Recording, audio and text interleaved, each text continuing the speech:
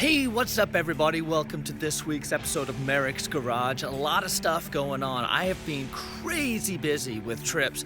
I just got back from Utah. I did the Big Bear trip not too long ago. I did a Pismo trip. I've been beating the heck out of the truck, and I figured I would go through the truck and show you guys what's been holding up and what has not been holding up, because I have taken some significant damage. Come check it out. So I know I've mentioned this in a few of my videos, but I want my truck to be a tool that gets used. I don't want it to be a trailer queen. I don't want it to be something that I'm always scared about damaging. I want this thing to be bulletproof, reliable. I gotta find out where the weak links are so I can replace them. And I'm happy to say that the suspension, the axles, a lot of the metal work that I did has been holding up fantastically, just no problems. By putting all this stuff on the truck, it is pushing it into new territories in terms of what I can drive over, how fast I can go, things like that. And as a result, I bent the frame. Show you where that is. It's not that big of a deal. It looks a whole lot worse than it is, I think. But here, come check it out. Yeah, so something is not quite right. First thing you'll notice, look how shifted back my tire is. The tire is almost always rubbing. In fact, you can see the area where it does rub down here.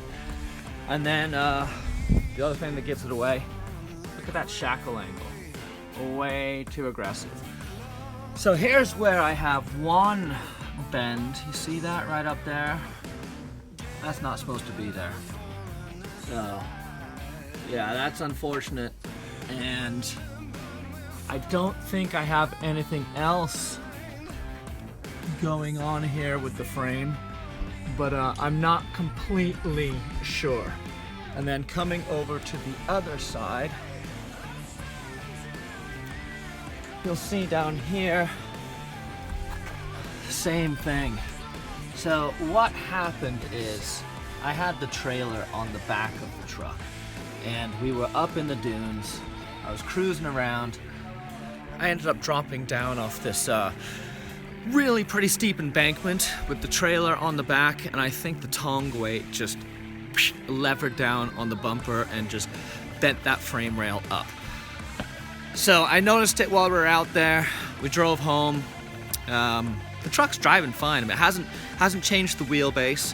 It hasn't changed how the truck handles. It drives down the road just fine.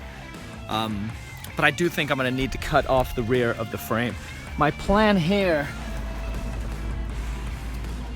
is when we do the whole rear links conversion, I'm basically gonna be chopping the frame at about, let's see if I can get in there.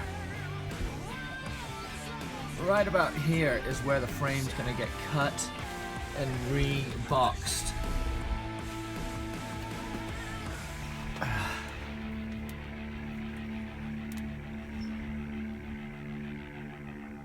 So what I'm gonna be doing is, this is my engine, that's the rear shock mount that I've moved. Everything back from here all the way back to the frame horns back here is going to get cut out and replaced with some stronger C-channel, and I'll box it all up. So this whole area will be redone, and there'll be no more stress on this area because I'll be going links, so everything will be mounted forward of the truck. Not that big a deal. Okay, and then underneath the truck, everything's doing just fine. I've had some issues with the transmission tail housing adapter to the transfer case coming loose, so I've had to bolt that stuff down pretty good. The cross members holding up good. The links are getting their fair share of damage and scrapes, but they're doing just fine. The differential is taking a beating. You can see like it's all getting scraped up. Oh, and here's why you want to go with yoke straps instead of U-joints instead of straps for here. Take a look at the damage that this guy's already sustained. I don't know if you guys can see that, but yeah, being able to pull those off when it gets damaged is critical, because these will end up just getting so smashed when they're just the straps, not the U-bolts, that they just fail or become difficult to remove. Some damage on the drive shaft. I think I rested on it one time, but nothing substantial. Everything up here is looking great.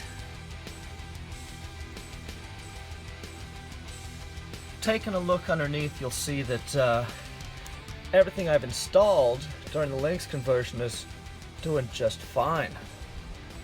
The Lynx are taking a little bit of a beating. I've been in rocks a lot, so there's a lot of this carnage and things like that. But overall, very happy with how the front of the truck is holding up. It seems to be working absolutely perfectly. It's just gonna be time to tackle this rear here shortly.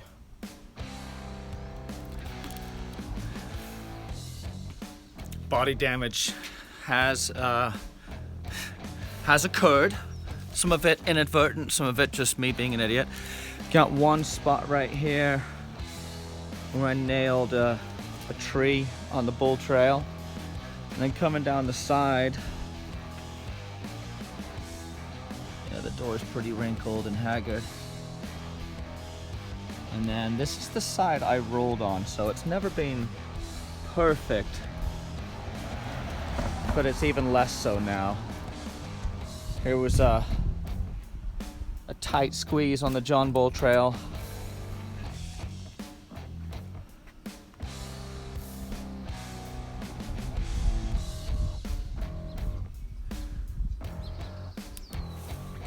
The roof is still a mess. I gotta get that dealt with. And